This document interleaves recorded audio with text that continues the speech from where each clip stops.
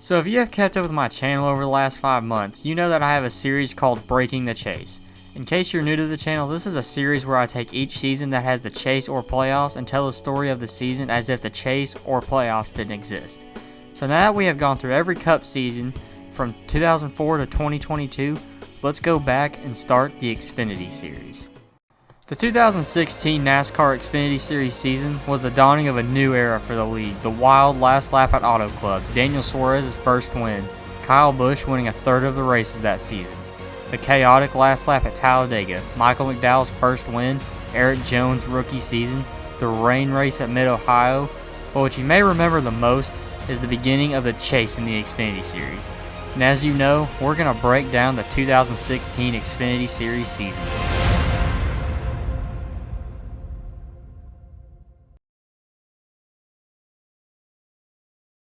In the first 6 races, the Cup drivers would sweep all 6 races, but after, sophomore driver Daniel Suarez would lead the standings by 1 point over Elliott Sadler, having finishes of 8th, 7th, 2nd, 3rd, 4th, and 16th, and the top 7 drivers would all be within striking distance of the leader.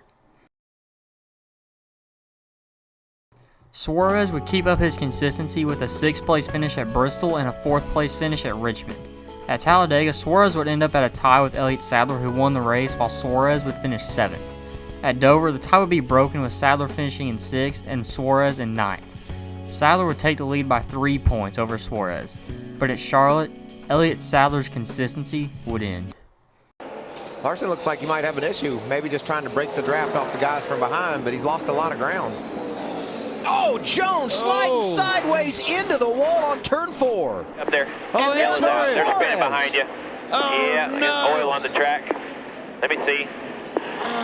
Damage for Sadler as well. Right-sided. Split the... With Sadler finishing the race in 28th and Suarez finishing in 12th, this would give the lead back to Suarez by 14 points. At the inaugural Xfinity race at Pocono, Sadler would finish 6th while Suarez would finish 9th. So after 12 races, there would be 3 drivers in the hunt for the title: Daniel Suarez, Elliott Sadler, and Ty Dillon. At Michigan, Daniel Suarez would outduel future Cup champion Kyle Busch to grab his first career win, while Sadler finished 5th, growing his advantage to 18 points. Ty Dillon finished 15th and was now 36 points behind. At Iowa, Suarez would finish the race in 4th while Sadler would finish 6th and was now 21 points behind. Dillon would finish 2nd and was now 3rd, 35 points back. At Daytona, Daniel Suarez's lead would take a hit. Ty Dillon doing a little bit of a shove there. Oh, and another one around is going to hit the inside wall. That is the 19 of Daniel Suarez.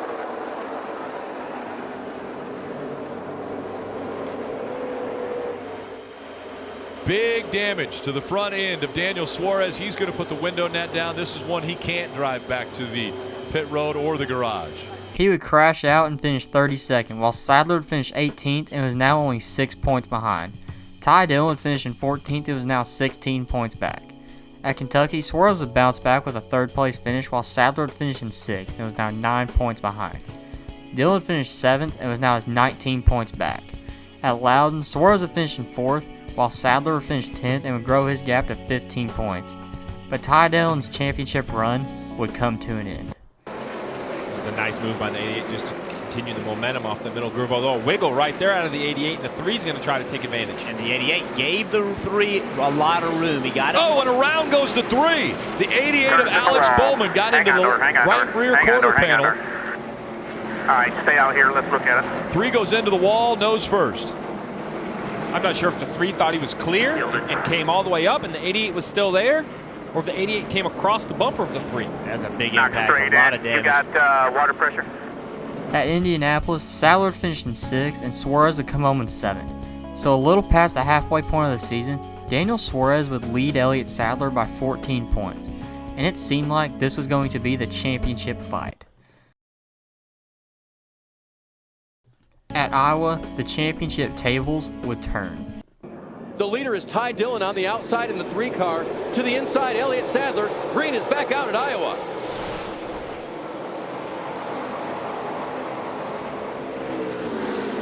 tight racing down into the turn, still side by side coming off 2.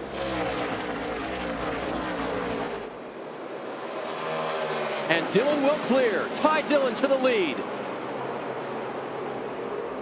Sadler right there on his bumper, trying to get him loose and see if he can drive down underneath him once again into turn 1. Taking a look, you look on the right side of your screen, Daniel Suarez has had contact back in the pack. Hood popping up on the 19, that's not good. No, that's a lot of damage right there. And you wonder if maybe the cooling had been affected, because obviously it was a hit to the front end there, Dale. Yeah, it could do a lot of damage inside there. It's a lot of aerodynamic damage. We talk about everything happening. In fact, they might have got jammed up on the restart. Let's see what happened as they came to green. He's behind the 88 of Josh Berry. Oh, and Berry doesn't go. No, I think he missed a shift right there. You know, there's one thing is spinning your tires, but I believe he was spinning, and when he went to shift gears, he didn't get it in what looked like third gear at that point in time. That's his plan. And sometimes those plans don't necessarily work out. We see Daniel Suarez is on pit road finally, Ralph. Yeah, they were waiting for a caution, thinking that might be when they could go do repairs to the car. Temperatures got too hot. He came down pit road. They worked on their front grille. What they were really focusing on was the radiator area, and apparently that is just too damaged. Their night is over. Daniel Suarez crawls out of the car. Daniel Suarez would have engine trouble and finish 30th, while Sadler would finish a solid 3rd and take the lead in the championship by 14 points. At Watkins Glen, Suarez would come out on top with a 4th place finish, while Sadler would finish 6th, closing the gap to 11 points. At the rain-soaked Mid-Ohio race, Daniel Suarez would take a massive hit.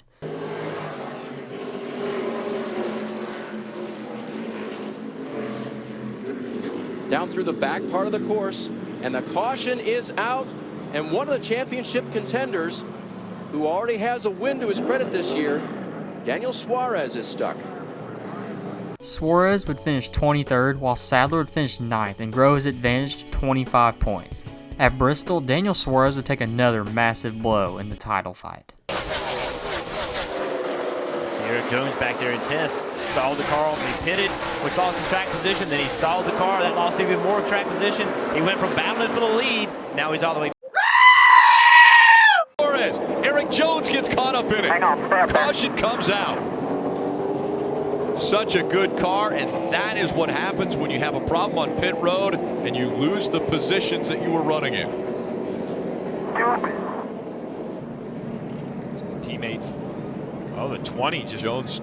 Basically, I'm sure it wasn't on purpose, but just misjudged the corner entry, got into the left rear quarter panel of the 19 behind the tire, turns the 19 around, and they all start spinning and crashing from there. This issue would cause him to finish 30th, while Sadler would finish 4th. The gap was now 51 points, over an entire race's worth of points.